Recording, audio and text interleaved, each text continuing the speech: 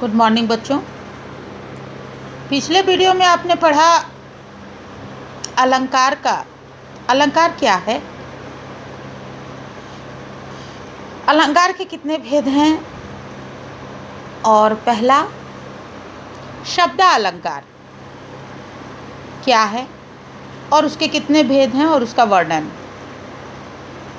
पिछले 2 वीडियो में आपने ये पढ़ा। अब आज के वीडियो में मैं अर्थालंकार बताने जा रही हूँ, जो कि अलंकार का दूसरा भेद है।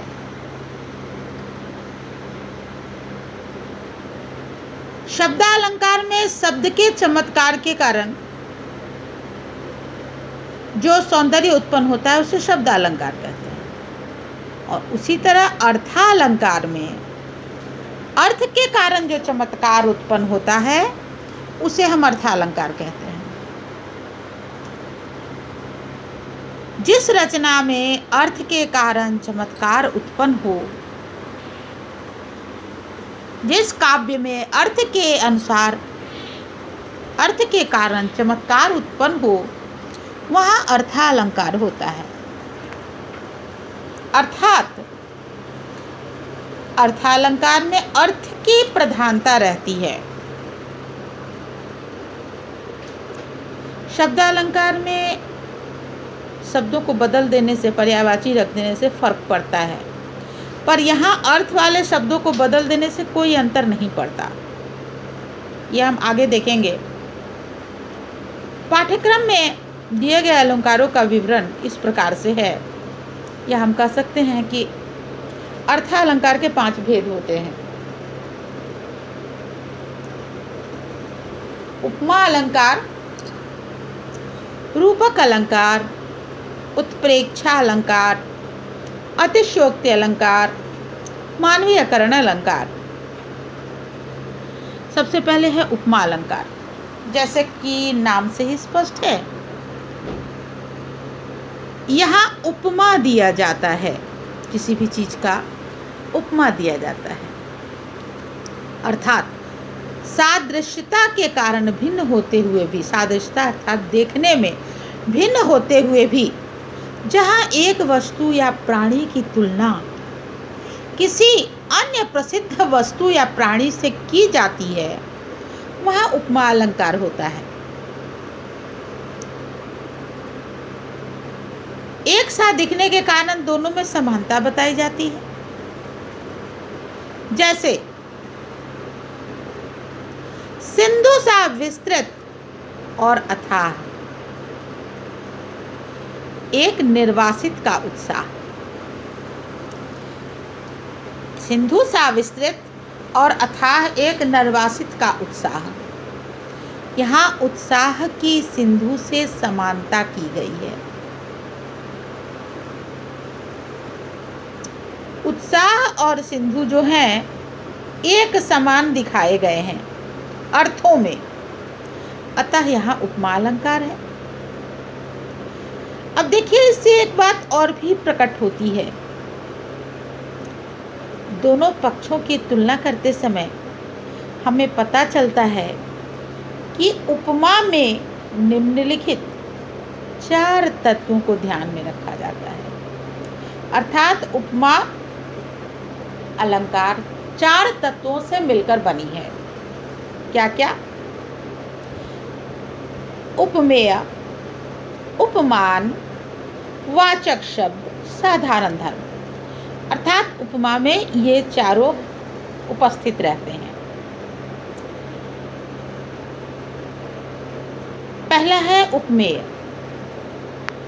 उपमेय का अर्थ है जो वर्णन का विषय हो, अर्थात जिसको वर्णन किया गया हो, जिसके बारे में बताया गया हो, जिसके बारे में बताया गया हो और जिसको किसी अन्य के समान बताया गया हो, उसे उपमेय कहते हैं। अर्थात जिसके बारे में यह बताया गया हो कि वह अन्य के समान है, अन्य किसी चीज के समान है, उसे उपमेय कहते हैं। उपमान, वह प्रसिद्ध वस्तु या व्यक्ति जिससे उपमेय की तुलना की गई हो। उपमान कहलाता है। उपर्युक्त उदाहरण उत्साह जो है, सिंधु सा विस्तृत और अथाह एक निर्वासित का उत्साह जो है उससे वर्णन किया गया है, तो वो उपमान है। वाचक शब्द किसे कहते हैं? अब इन दोनों में समानता बताने के लिए कोई शब्द होना चाहिए जो कि दोनों में समान रूप से प्रयोग अर्थ को बताता है। उपमेय तथा उपमान में समानता बताने वाले शब्द वाचक शब्द कहलाते हैं। उपर्युक्त उदाहरण में सावाचक शब्द है। साही तो बताता है सिंधु सा, किसके जैसा? सिंधु के जैसा। क्या है? विस्तृत और अथाह है। क्या है विस्तृत और अथाह? तो एक निर्वासित का उत्साह। तो सा जो है शब्द, ये कितना इम्पोर्टेंट है। अगर सा हटा लिया जाए, सिंधु विस्तृत और उत्साह एक निर्वासित का उत्साह, विस्तृत और उत्साह एक निर्वासित का उत्साह, अर्थ स्पष्ट नहीं होगा। अर्थात वाचक शब्द का एक बहुत महत्वपूर्ण स्थान है उपमा में। चौथा तत्व है साधारण धर्म। साधारण धर्म का अर्थ है उपमेय और उपमान में बताए जाने वाले समान गुण। जो एक गुण समान होता है उसे साधारण धर्म कहते हैं। जैसे उत्साह में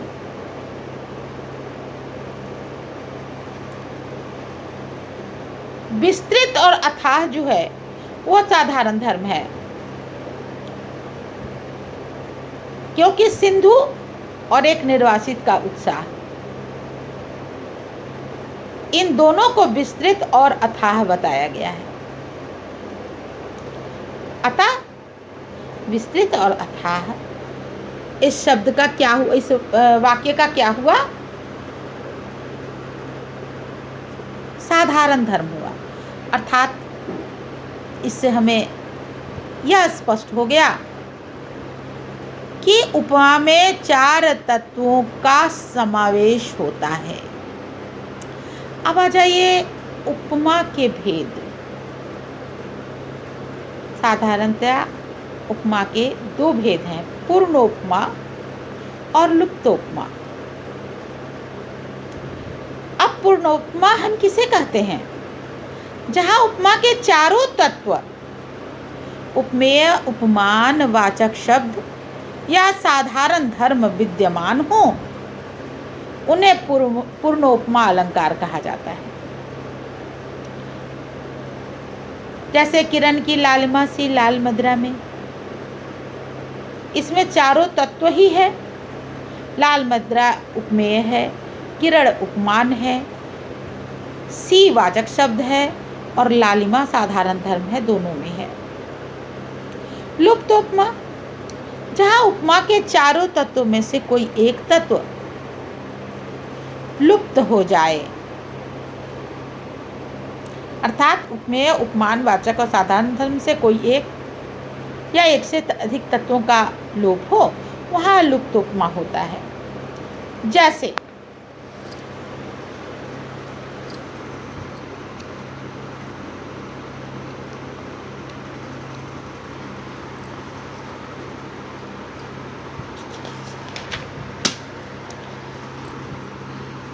मखमल के झूले पड़े हाथी सा टिला।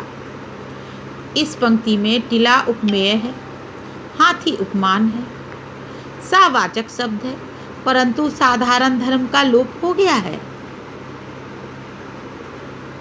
अर्थात यहाँ लुप्तोपमा अलंकार है। तो आज एक और उदाहरण देखते हैं।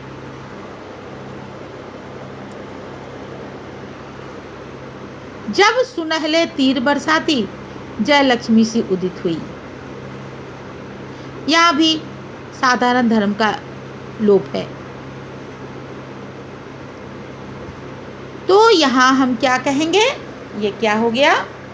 लुप्तोपमा अलंकार। वैसे ही हम अन्य उदाहरणों को देखेंगे तो यह और भी स्पष्ट होगा। आज यहीं तक,